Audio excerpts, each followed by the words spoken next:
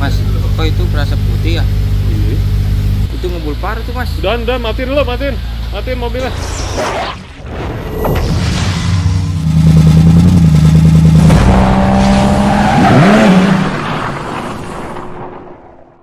Tenang guys.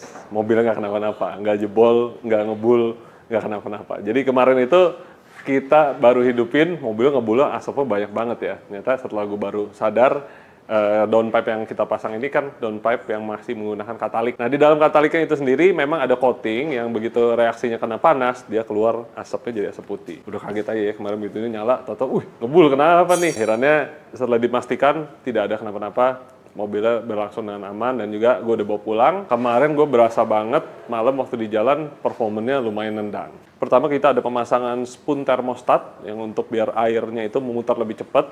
Ya, jadi tidak nunggu panas baru muter sehingga mesin lebih adem. Terus kedua kita ada juga pemasangan kemarin downpipe ya, downpipe yang cated menggunakan GSC downpipe, jadi dia bisa tahan 1000 horsepower walaupun pakai katalik. Lalu di bagian header sininya, di turbonya juga kita kasih turbo wrap ya, dari di bawahnya turbo cover yang ori sehingga dia masih tetap adem dan juga dia tidak nyebar panas ke ruang mesin. Dan kemarin kita juga ada pemasangan yang paling makan waktu lama itu adalah pemasangan radium oil cast tank ya. Jadi oil cast tank fungsinya adalah untuk menangkap uap oli ya dari pembakaran biar dia tidak balik lagi ke ruang mesin dan juga ngotor-ngotorin intake manifold kita dengan oli. Bagian intake masih menggunakan filter standar, menggunakan titanium intake pipe-nya PRL, intercoolernya gue udah ganti pakai PRL juga, dan juga knalpotnya tengah belakang udah diganti pakai merek Kakimoto. Front pipe-nya masih standar nih sampai hari ini. Setelah kita coba kemarin, gue berasa ada peningkatan horsepower, tapi seperti biasa, tanpa kita tes dyno, kadang gue juga nggak yakin, lebih baik langsung aja sekarang kita tes, kita lihat perbedaannya banding standar.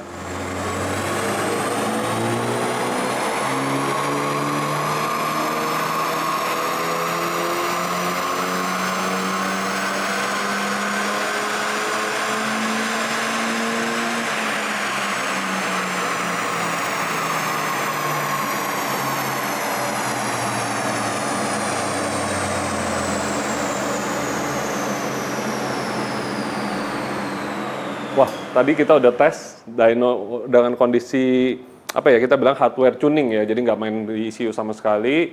Dari parts-nya aja kita tadi udah bisa lihat ada kenaikan dari yang standar 229 on wheel, sekarang kita capai 243 on wheel, dan dari bawah sampai atas kita bisa lihat kenaikan powernya linear, sehingga memang bener yang gua rasain semalam itu tuh betul-betul naik. Berhubung udah di sini, udah di dyno, kayaknya agak tanggung ya kalau nggak di-tuning.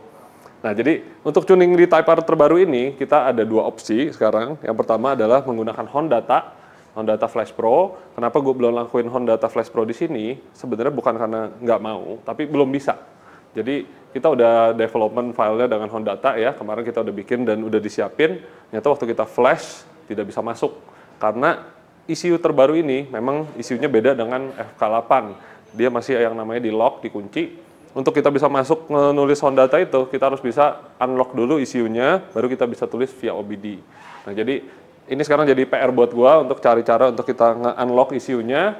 Kalau nggak, gua harus kirim ECU ininya ke Amerika, yang menurut gua agak males ya buat gua ya, karena harus nunggu sebulan 2 bulan gitu, takutnya juga ada resiko ECU-nya hilang apa rusak.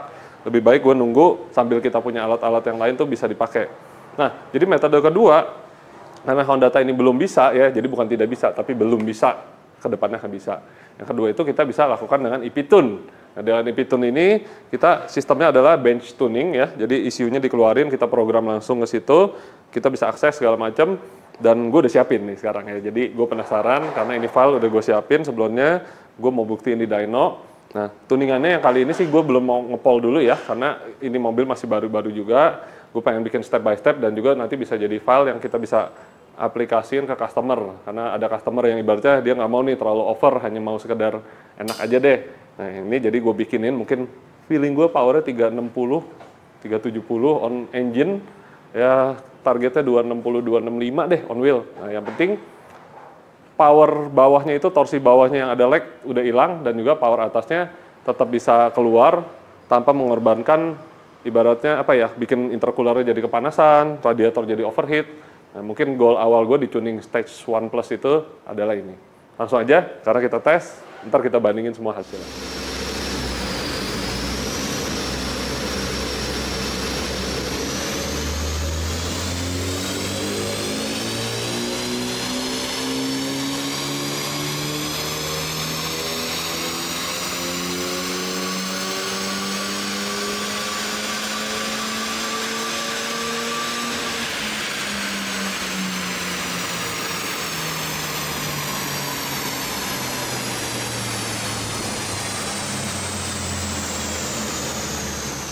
Wah, ternyata hasilnya seperti yang gue duga ya, cukup bagus. Gue cukup puas dengan hasilnya, tanpa bikin ibaratnya boost over boost, udah gitu juga radiator dan intercooler masih mumpuni semuanya. Langsung aja kita bahas dari standarnya dulu ya. Standarnya kita bisa lihat 229,5, ini di mobilnya Mas Fitra Eri yang 100% sama persis mobilnya, peleknya juga masih standar. Nah, waktu itu di dyno masih benar-benar full stock ya, jadi nggak ada yang dimodif. Habis itu kita bandingin dengan mobil gue yang udah diganti parts ya. Nah, ini yang warna merah ini sudah diganti parts knalpot, tengah belakang, downpipe, dan juga intake pipe dari PRL. Nah, ini kita bisa lihat powernya dapat 242, di mana sebelumnya 229,5. Memang sudah ada kenaikan yang cukup lumayan signifikan, tapi buat gue masih berasa kurang nendang gitu ya. Jadi RPM bawah tuh khususnya kita bisa lihat nih torsinya, dia tuh baru punch itu di RPM 3,5. Sehingga bawah sini gue berasa rada telat ya kurangnya. Nah, ini yang setelah kita tuning EP-Tune Stage 1. Tidak ada potong kabel, tidak ada buka ECU, tidak ada solder-solder, langsung kita program ke ECU-nya.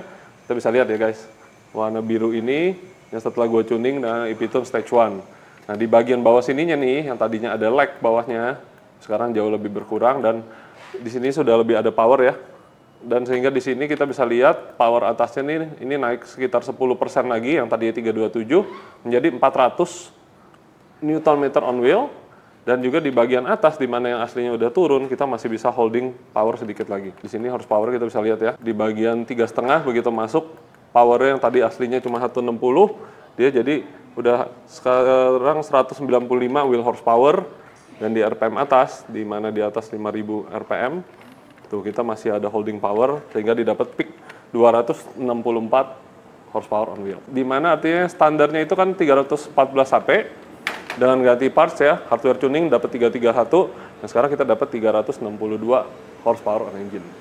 Ini masih jauh dari pole ya, ini masih bisa ditingkatin lagi. Seperti yang gue bilang, gue akan stop sampai sini dulu, kita akan tes, kita akan step by step ya. Jadi gue nggak mau langsung dihajar paling pole, paling kencang, lalu mobilnya jadi overheat, heat shock, koplingnya rusak, bannya juga jadi botak.